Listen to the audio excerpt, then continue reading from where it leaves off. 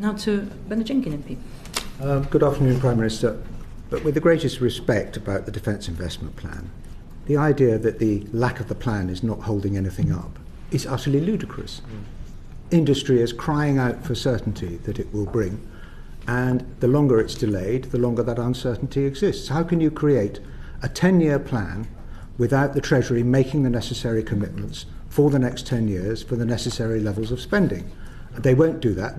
The Chancellor says it's not on her desk, which means she said no, and she sent it back to the Ministry of Defence. How are you going to resolve this? We are finalising the investment plan. That sits with the Strategic Defence Review. It smacks of an enormous complacency. Well, this smacks of the fact that for years there was underinvestment by the last government and the stripping out and following out of our armed forces. We've had 18 months Copyright to deal Ben with that. Wallace, who was the I'm Defence not Secretary. making a party political point. Well, honestly, I agree with Ben 14 Wallace. years of underinvestment, I agree with 18 Ben months for Wallace. Labour government. But take drones, for example. We're picking up the underinvestment of your government. Last one, Mr. Bernard By all Jenkin. means, take your party political swipes. Well, it's Here is a important. paper produced by me and a Labour MP, Derek Twigg, on the Defence Committee, with a foreword by Lord Robertson.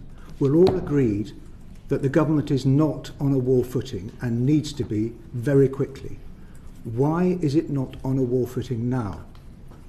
Because the strategic review commits us to a war footing and we now need to put the funding in place in It order sounds to as though you are at peace while we are actually at war.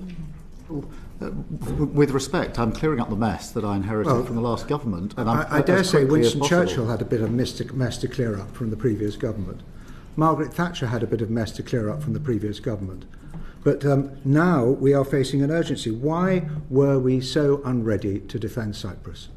Well, we've got a lot of defensive capability in Cyprus, as you know, including the air capability there. And I've been. We couldn't even stop a 150 kilometre per mile an hour drone from getting through to hitting a sovereign base in Cyprus. That means we were unprepared. And the very fact that you immediately wanted to defend a destroyer meant you had failed to anticipate the need to defend Cyprus with a destroyer.